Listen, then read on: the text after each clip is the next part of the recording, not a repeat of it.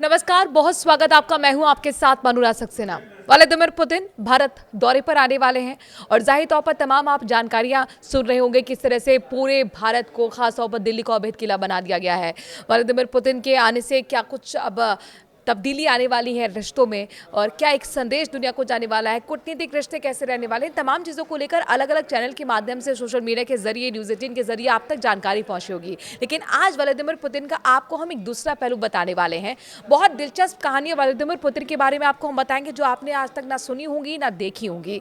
और Vladimir Putin एक ऐसी शख्सियत है जो दुनिया के सबसे ताकतवर नेताओं में से एक माने जाते हैं। आखिरकार ऐसी कौन सी वो खासियत है जो व्लादिमीर पुतिन को सबसे ताकतवर नेता के रूप में बनाती हैं, और उनका बचपन कैसे रहा।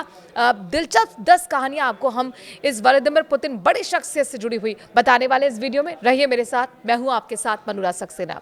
तो व्लादिमीर पुतिन, वो नाम जो सुनते ही दिमाग में रूस की विशाल आर्मी, न्यूक्लियर हथियार और यूक्रेन जैसी जंगें घूमने लगती हैं। आपको बता दें कि पुतिन का जन्म 7 अक्टूबर 1952 को लेनिनग्राद में हुआ था। अब इसे सेंट पीटर्सबर्ग कहा जाता है। 72 साल के पुतिन 25 साल से ज्यादा वक्त से रूस चला रहे हैं और कुछ समय वो प्राइम मिनिस्टर भी रहे, बाद में प्रेसिडेंट बन गए। पुतिन जोसेफ स्टालिन के बाद सबसे लंबे समय तक सत्ता में रहने वाले लीडर हैं। लेकिन सवाल यह है कि पुतिन की गिनती दुनिया के सबसे ताकतवर नेताओं में क्यों होती है। चलिए आपको बताते हैं पुतिन के बारे में 10 ऐसी बातें जो शायद आप नहीं जानते होंगे। बचपन में चूहों से लड़ाई उन्होंने की है। जी हाँ, पुतिन का जन्म एक छोटे से कम्युनल अपार्टमेंट में हुआ जहां 3 फैमिली साथ रहती थी। और मीडिया रिपोर्ट के मुताबिक पुतिन ने एक इंटरव्यू में बताया था कि वो बचपन में सीढ़ियों पर चूहों का पीछा करते थे। एक बार तो एक चूहा उनके पीछे आ गया जिसे मारने के लिए उन्होंने लोहे की शीट फेंकी। पिता नेवी में थे, माँ फैक्ट्री वर्कर थी और उनके 2 भाइयों की मौत हो गई थी। एक की कम उम्र में और दूसरे की मौत लेनिनग्राद सिज में हुई। दादा लेनिन और स्टालिन के पर्सनल शेफ थे।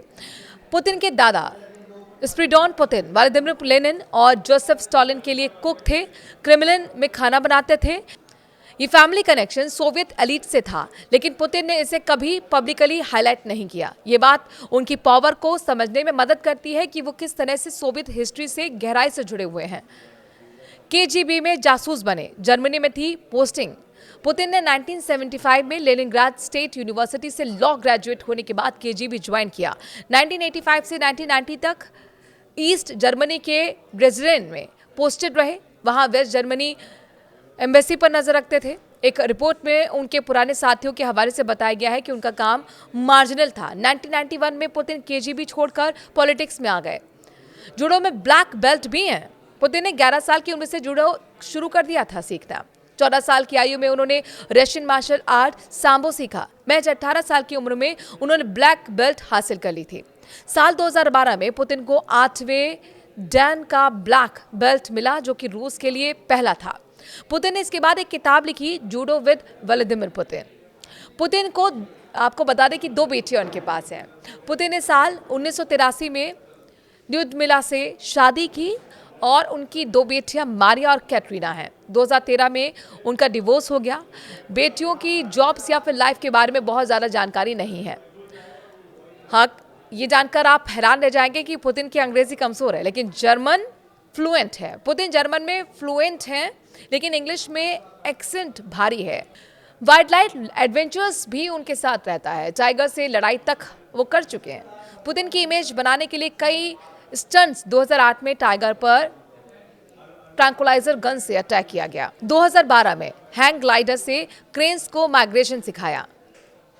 क्लासिकल म्यूजिक और डॉग्स के शौकीन भी हैं। पुतिन बीटल्स के दीवाने हैं।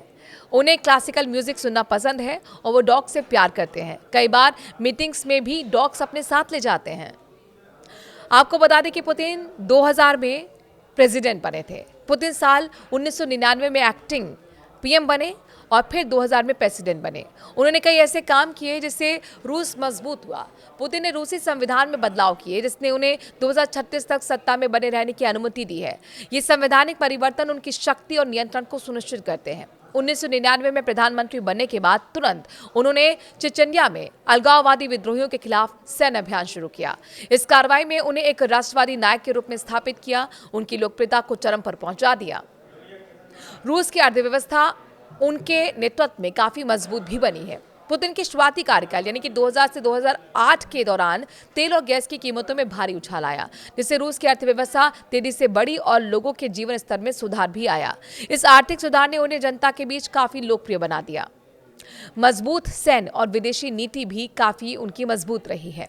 पुतिन ने रूस की सैन्य शक्ति को आधुनिक बनाने पर जोर दिया। जॉर्जिया 2008 और यूक्रेन 2014 से 2022 जैसे पड़ोसी देशों के मामले में उनकी आक्रामक विदेशी नीति ने उनके राजनीतिक प्रभाव को मजबूत किया है।